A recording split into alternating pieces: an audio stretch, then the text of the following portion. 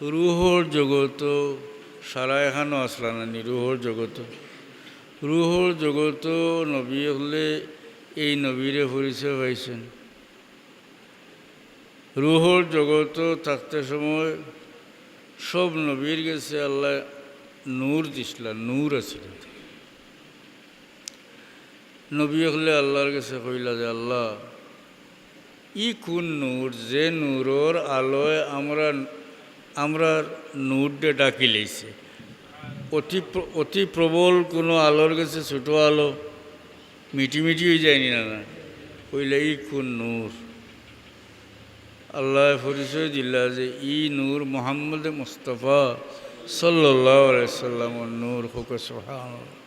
কোনো থাকতে নবী হলে জানিয়েছে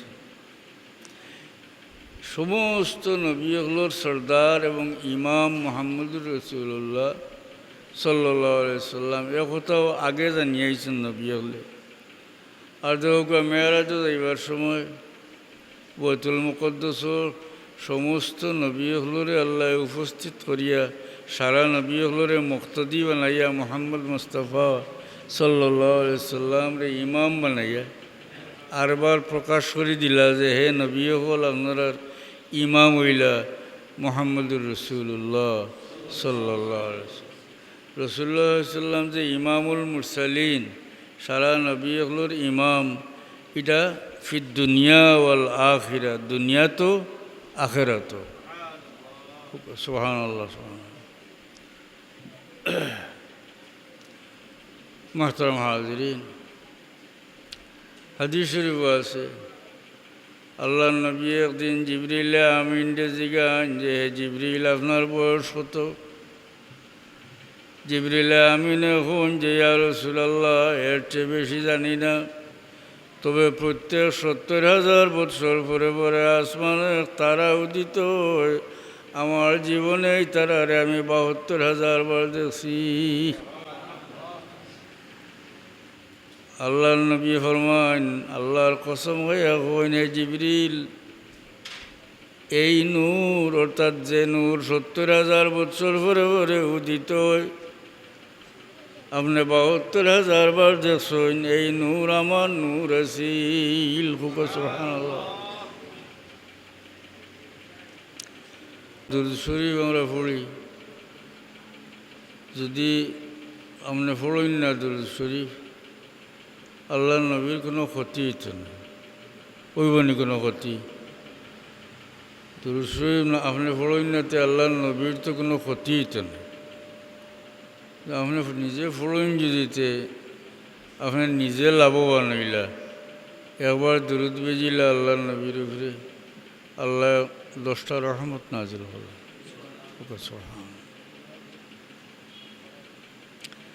আমরা এখানে দোয়া করি, এজনের লাগে আপনি দোয়া যদি করেন তো ও উদ্দেশ্য করবা যে ও জিনিসটা তাই ফাইতা হাসান না। আমরা হুজুরে পাক সাল্লাল্লাহু আলাইহি সাল্লামের লাগিও দোয়া করি আল্লাহ নবীর নির্দেশে। এটা দোয়ার দেখা যায় আমরা দোয়া করিয়া আল্লাহ নবীরে কোনটা ফাওয়াইয়া দেই না, এটার যোগ্যতাও আমরা নাই। আমরা দোয়া করিয়া নিজে লাভবান হই। হোক সুবহানাল্লাহ। একটু আমি বুঝাইয়া দিই, এরপরে আয়াত সম্বন্ধে থোড়া মাতম। হাদিস শরীফও আছে আল্লাহ নবী ফরমান সাহাবায়ে কেরাম রে সালুল্লাহ লিয়াল ওয়াসিলা, তুমি তাই না আমার লাগি আল্লাহর কাছে ওসিলার দোয়া করিও। ক্বালু মাল ওয়াসিলা ইয়া রাসূলুল্লাহ, সাহাবী হলে জিগাইলা ইয়া রাসূলুল্লাহ ওসিলা কিতা? ক্বালা আলা দারজাতিন ফিল জান্নাহ, আল্লাহ নবী ফরমান যে ওসিলা হইল বেহেশতের সবচেয়ে উচ্চ মুকাম।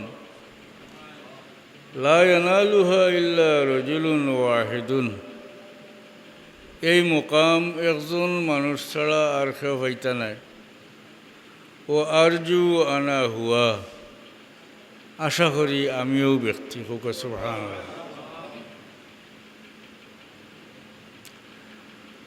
হুজুর পাক সাল্লামে জানাই দিলেইলেন যে ওসিলার মকাম আমি ফাইমু হইলেন না না তখন আপনার বনোয়াইতে পারে বলে আল্লাহ নবী ফরমাইছেন আশা করি বলে আশা করি কইছেন ও কারণে দেনেওয়ালা হইলে আল্লাহ ফানেওয়ালা হইলা নবী নবী হইলা আল্লাহর বন্দা গতিকে হুজুর পাক সাল্লামে তাওয়াজুআন নিজরে নরম করিয়া কইছেন যে আশা করি আমি ওটা পাইমু এর মানে হইল নিশ্চয়ই আমি ওটা পাইমু হুক সুবহানাল্লাহ।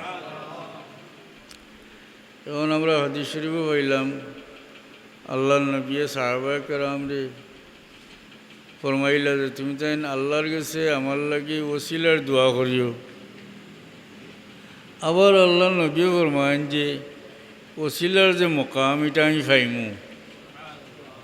তইলে কেন প্রশ্ন হইল যে তইলে এই দোয়ার অর্থ কিতা হইল, দোয়ার দ্বারা কিতা ফায়দা হইল?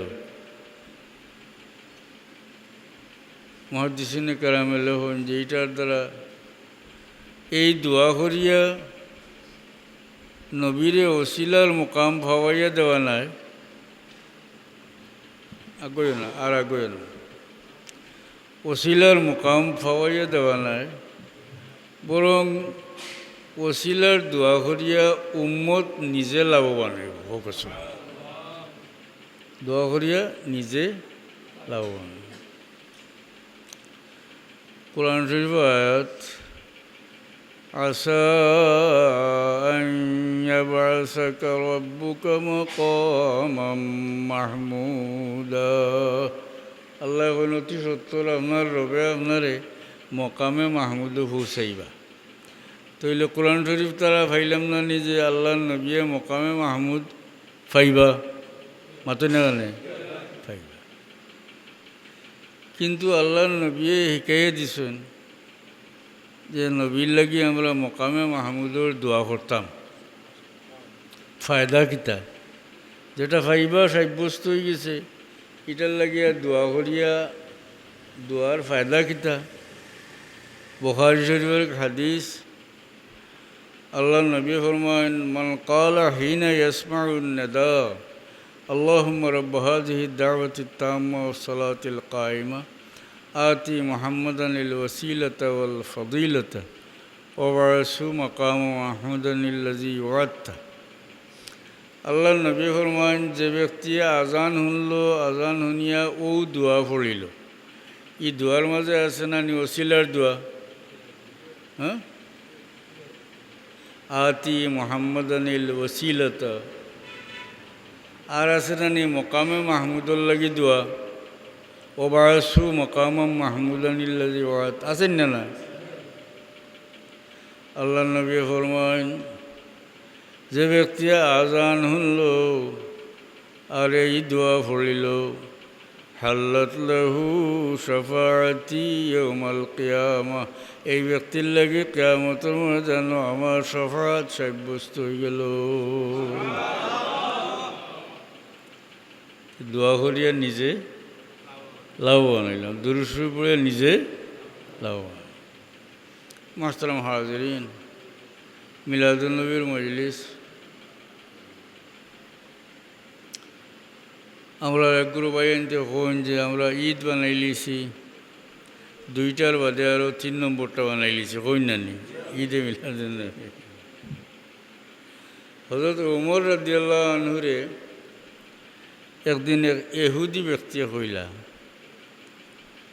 আমিরুল মুমিনিন, আপনার কোরআনের একটা আয়াত আছে, এই আয়াত যদি আমরার কাছে নাজিল হইত অর্থাৎ আমরা নবীর কাছে আইত, তাইলে এই আয়াত নাজিল হওয়ার দিনটা আমরা ঈদের দিন বানাইলাম, উৎসবের দিন বানাইলাম।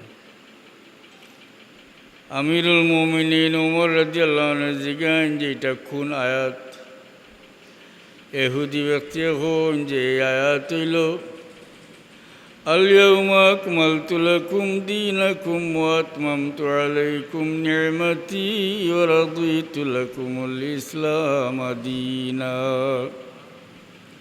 হযরত ওমর রাদিয়াল্লাহু আনহু নিয়া কইন এই আয়াতটা কোন দিন কোন সময় কোন জায়গাত নাজিল হয়েছে আমি জানি। হুকা সুবহানাল্লাহ। হযরত ওমর কইন এই আয়াত নাজিল হয়েছে আরফার দিন, জুমার দিন। বিদায় হজ্জ আরফার দিন আছিল জুম্মার দিন। এই আয়াত নাজিল হয়েছে জুমার দিন, আরফার দিন। বুঝলানি কথাটা? ও খেলাহুমা বিহামদিল্লাহি তাআলা ঈদুন, আর এই দুইটা দিনই ঈদের দিন। হোক সুবহানাল্লাহ। জুমার দিনটাও হচ্ছে ঈদের দিন, বুঝছেন ওটা? আরফার দিনটাও হচ্ছে ঈদের দিন। যাই হোক, তো মিলাদুন্নবীর মহফিল যে আমরা করি, এই মহফিলের মাঝে হুজুরে পাক সাল্লাল্লাহু আলাইহি সাল্লামের সিফত তারিফ কোরআন হাদিস থেকে আমরা যা জানি বর্ণনা করি। এতে গিয়া মুমিনের দিল আল্লাহর নবীর দিনের প্রতি আগ্রহ বাড়ে, হুজুর পাক সাল্লাল্লাহু আলাইহি সাল্লামের মহব্বত জাগে। আসান না? তো আল্লাহর নবী হাদিস শরীফ আছে, আল্লাহর নবী ফরমান আনা সয়্যিদু উলদে আদম ইয়াউমাল কিয়ামা, আমি কিয়ামতের ময়দানের সমস্ত বনি আদমের সর্দার তাম। ওলা ফখর, আল্লাহ নবী ফরমান কোনো ফখর আল্লাহকে কইয়ান না। এরপরে আল্লাহ নবী ফরমান লাওয়ায় হামদ আমার তো থাকবো কিয়ামতের ময়দান, আমার ডান্ডার নিচে আদম থেকে লইয়া সারা নবী হল থাকবো। ওলা ফখর, এইভাবে ওলা ফখর কইয়া কইয়া আল্লাহ নবী বয়ান করছে। এখন ও কথাটা বুঝুক। হুজুর পাক সাল্লামে তান প্রশংসা করিয়া, পরিচিতি দিয়া, মর্যাদার কথা বর্ণনা করিয়া কইতরা এটা কোনো ফখরের লাগে কইয়ান না। ই ফখরের লাগে কইয়ান না। এর ব্যাখ্যা কিতা? এর ব্যাখ্যা মুহাদ্দিসিনে কেরামে যারা লেখছেন, আমি এক ইবারত কই। আল্লাহর নবী বুঝাইতে চাইছেন ও কথা, লা আকুলু ফখরান বাল শুকরান লিল্লাহি তাআলা ওয়া ইমতিসালান লিকাউলিহি তাআলা ওয়া আম্মা বিনি'মাতি রাব্বিকা ফাহাদ্দিস। আল্লাহর নবী বুঝাইছেন ও কথা যে আমি ইটা কথা, আমার যে গুণাবলী এগুলো আমি ফখরের লাগে কইয়ার না, বরং আল্লাহর শুকরিয়া আদায় করবার লাগে কইয়ার। ওগো সুবহানাল্লাহ। ওয়া ইমতিসালান লিকাউলিহি তাআলা ওয়া আম্মা বিনি'মাতি রাব্বিকা ফাহাদ্দিস। আল্লাহ যে আদেশ করছেন আমারে, কইছেন যে আপনি আপনার রবর নিয়ামত বয়ান করুকা, ও আয়াতরে বাস্তবায়ন করবার লাগে আমি তা কইয়ার। ওগো সুবহানাল্লাহ। তো বোঝা গেল না যে রাসূলুল্লাহ সাল্লাল্লাহু আলাইহি ওয়াসাল্লামের উপরে নির্দেশ যে আল্লাহর দেওয়া নিয়ামত বয়ান করতা। আল্লাহর নবীরে যত গুণাবলী, যত মর্যাদা আল্লাহ দান করছেন, এটা সারা আল্লাহর দান নিনা না, আল্লাহর নিয়ামত নিনা না, এগুলা বর্ণনা করবার আদেশ আল্লাহর নবীরে আল্লাহ দিছেন। ওগো সুবহানাল্লাহ। এর লাগি হুজুর পাক সাল্লাল্লাহু আলাইহি ওয়াসাল্লামে সময়ে সময়ে বহু সংখ্যক সহিহ হাদিসও আছে, আল্লাহর নবী তান পরিচিতি, তান সিফত তারিফ বয়ান করছে। আমরাও মিলাদুন্নবীর মহফিল যে করি, এটার মাঝে আল্লাহর নবীর সিফত তারিফ কোরআন হাদিস তারা যেটা আছে ওটা বর্ণনা হয়। হাসানি না বর্ণনা হয়। হুজুরে পাক সাল্লাল্লাহু আলাইহি সাল্লামে যত জায়গাত নিজের তারিফ, সিফত, পরিচিতি বর্ণনা করছেন, কোনো জায়গাত পাওয়া যায় না এই কথা যে আল্লাহর নবীও কইছেন না যে আমি বর্ণনা করলাম, তুমি তাই খবরদার ইটা মাতিও না। ইলা যদি সাহাবি হলরে হইতা, আসানি না না, তইলে আমরাও মুখ কিতা করলাম, মানে সাফনি মারিয়া বইতালাম, বলে নবীও কইছেন আর মানা করছেন, ইটা মারতায় না। হ্যাঁ, বুঝলাম কথা? অর্থাৎ আল্লাহ নবী তান এই সমস্ত মর্যাদা গুণাবলী বর্ণনা করছেন সাহাবায়ে কেরামের সামনে। ও এগুলা কিয়ামত পর্যন্ত জাননেওয়ালা মানুষে না জানরা মানুষরে বয়ান করতো, এর লাগি আল্লাহ নবীতে বয়ান করতো। খুব সুবহানাল্লাহ। এটা কোনো লুকাইয়া সাফনি মারিয়া তৈবার লাগি না, আসান না না।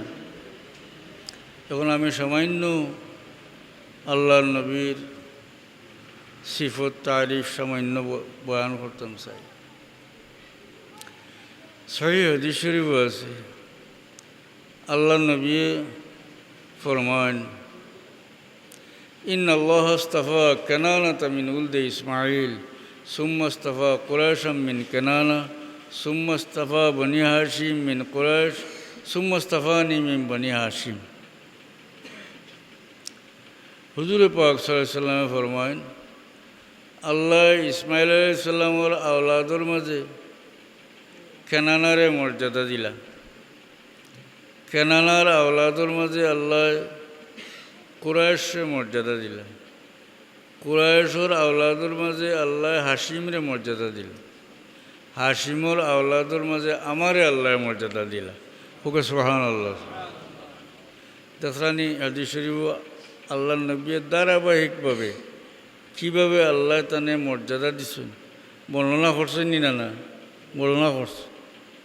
দুরূদ শরীফ পড়ব, সাল্লাল্লাহু আলা সাইয়্যিদিনা ওয়া মাওলানা মুহাম্মদ ওয়া আলা আলিহি ওয়া আসহাবিহি সাল্লাল্লাহু আলা সাইয়্যিদিনা ওয়া মাওলানা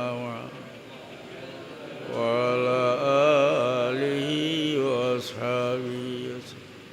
ই নবীর আলোচনা পরিচিতি এটা সৃষ্টির আদিত্যা কি হইয়া আইতে আছে। যেমন রুহর জগত সারা এখানো আসলা নানি রুহর জগত নবী হলে এই নবীরে পরিচয় পাইছেন। রুহর জগত থাকতে সময় সব নবীর গেছে আল্লাহ নূর দিছিলা, নূর আছিল। নবী হলে আল্লাহর কাছে কইলা যে আল্লাহ ই কোন নূর, যে নূরর আলোয় আমরা নূরডে ডাকি লইছে। অতি প্রবল কোনো আলোর কাছে ছোট আলো মিটি হয়ে যায়নি না কইলা ই কোন নূর। আল্লাহ পরিচয় দিলা যে ই নূর মুহাম্মদ মুস্তাফা সাল্লাল্লাহু আলাইহি সাল্লামের নূর। হোক সুবহানাল্লাহ। কোনো থাকতে নবী হলে জানিয়েছে সমস্ত নবী হলোর সর্দার এবং ইমাম মুহাম্মদুর রাসূলুল্লাহ সাল্লাল্লাহু আলাইহি সাল্লাম এ কথাও আগে জানিয়েছেন নবী হলে। আর দেখো মেরাজে যাইবার সময় বাইতুল মুকদ্দাসর সমস্ত নবী হলরে আল্লাহ উপস্থিত করিয়া সারা নবী হলরে মুক্তদি বানাইয়া মুহাম্মদ মুস্তাফা সাল্লাল্লাহু আলাইহি সাল্লাম রে ইমাম বানাইয়া আরবার প্রকাশ করে দিলা যে হে নবী হল আপনার ইমাম হইলা মুহাম্মদুর রাসূলুল্লাহ সাল্লাল্লাহু আলাইহি সাল্লাম। রাসূলুল্লাহ সাল্লাম যে ইমামুল মুরসালিন সারা নবী হলর ইমাম, এটা ফিদ দুনিয়া ওয়াল আখিরা, দুনিয়া তো আখেরা তো। সুবহানাল্লাহ সুবহানাল্লাহ। মুহতারাম হাজিরিন, হাদিস শরীফ আছে আল্লাহ নবী একদিন জিবরিল আমিন ডে জিগান যে জিবরিল আপনার বয়স কত? জিবরিল আমিন এখন যে ইয়া রাসূলুল্লাহ এর চেয়ে বেশি জানি না, তবে প্রত্যেক ৭০,০০০ বৎসর পরে পরে আসমানে তারা উদিত হয়। আমার জীবনে এই তারারে আমি ৭২,০০০ বার দেখছি। দুরূদ শরীফ পড়ব, সাল্লাল্লাহু আলা মুহাম্মাদ সাল্লাল্লাহু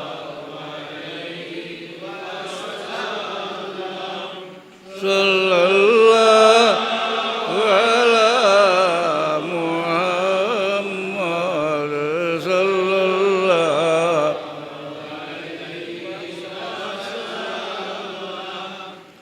তুই তস্কিনে দিলারামে যা সবর করার মন রুখে পূর্ণুর বনমা বেকরারুম ইয়া রাসূলুল্লাহ সাল্লাল্লাহু আলা মুহাম্মাদ সাল্লাল্লাহু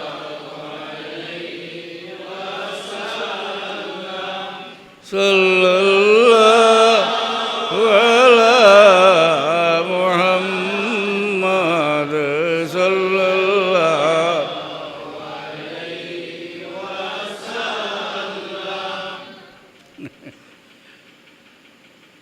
মুরব্বী হলে সদা সাহেবের দেখছেন সদা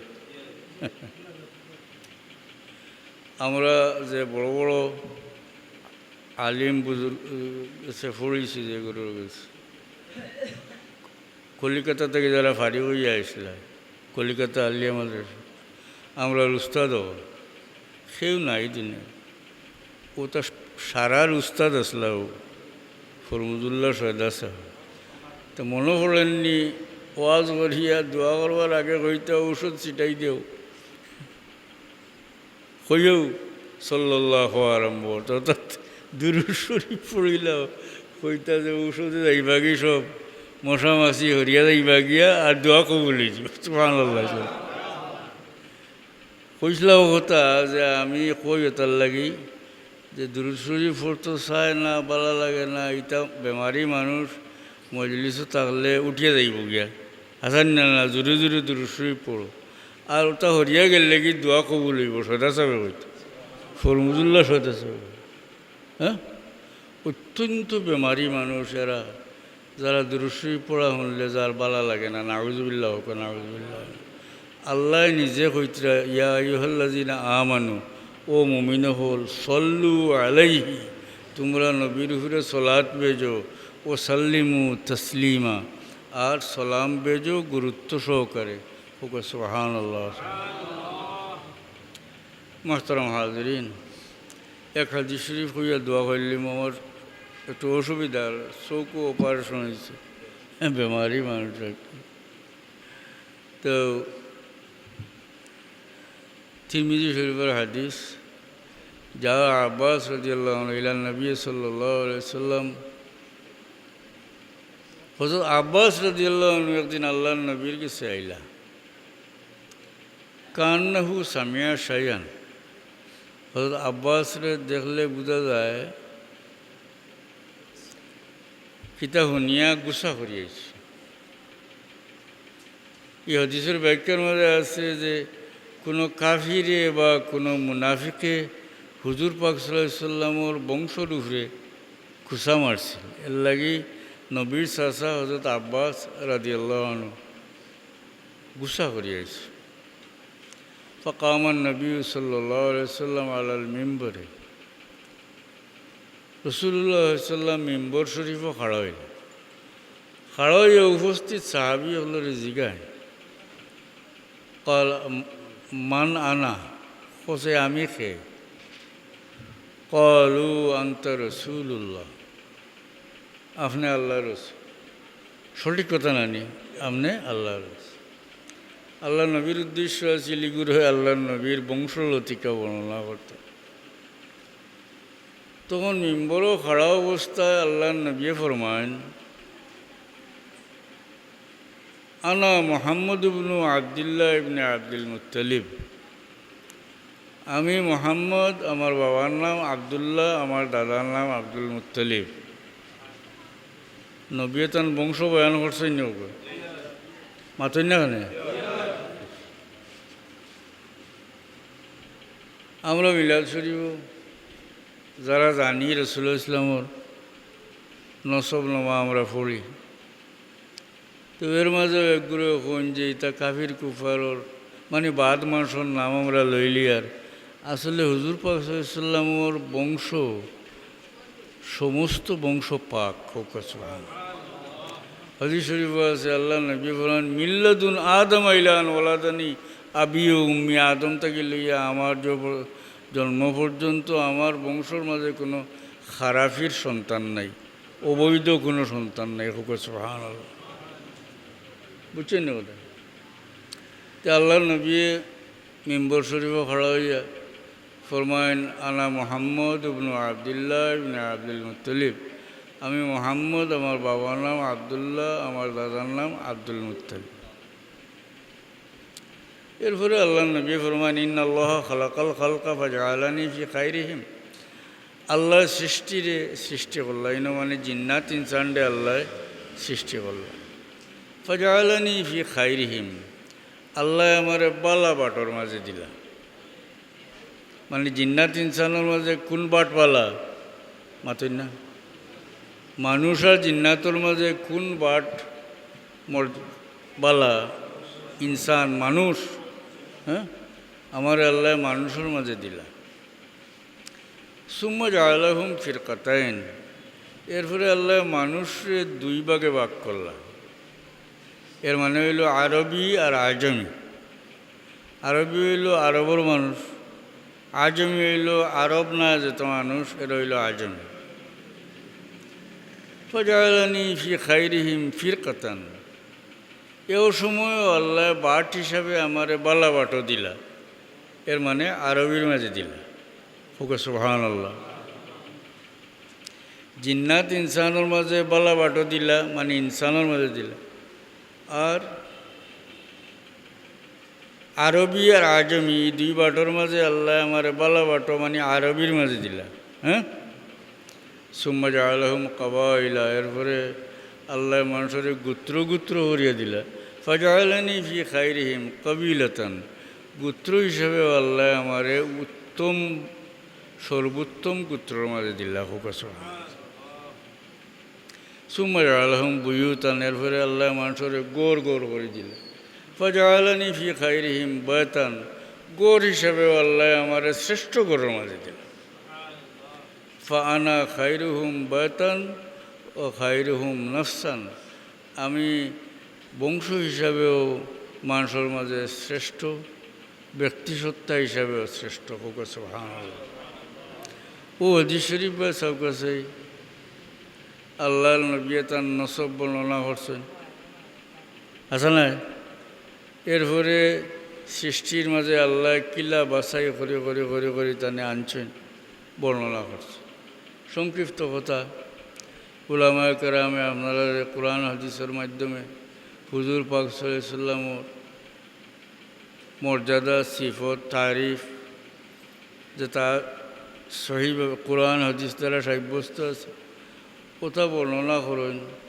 এবং হুজুর পাক সাল্লাল্লাহু আলাইহি ওয়াসাল্লামে বহু সংখ্যক হাদিসও নিজের সিফত, তারিফ যেটা বর্ণনা করছেন, ওগুলা বর্ণনা করেন। এটার তো কোনো মন্দ জিনিস কোনটা আছে নি এর মাঝে? হোক আছে। হ্যাঁ, আর হইল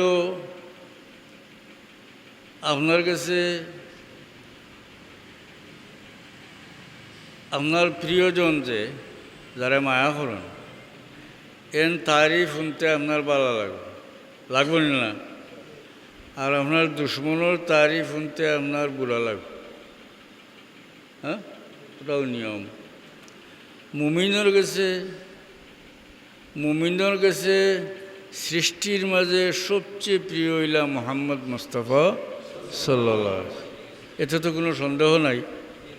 আর বারবার আপনারা ওয়াজ নসিহত শুনছেন, হাদিস শরীফ আলিমে বলে শুনাইছেন, লা ইউমিনু আহাদুকুম হাত্তা আকুনা আহাব্বা ইলাইহি মিন ওয়ালিদিহি ওয়া ওয়ালাদিহি ওয়ান নাসি আজমাইন। একজন মানুষ মুমিন হইতে পারতো না, কামিল মুমিন হইতে পারতো না যতক্ষণ পর্যন্ত তার কাছে তার বাপ থাকি, তার আওলাদ থাকিয়া, সব কিছু থাকিয়া নবী প্রিয় না হইবা, অত সময় তো কিতা নাই, মুমিনই নাই, মুমিন হইতে পারবে।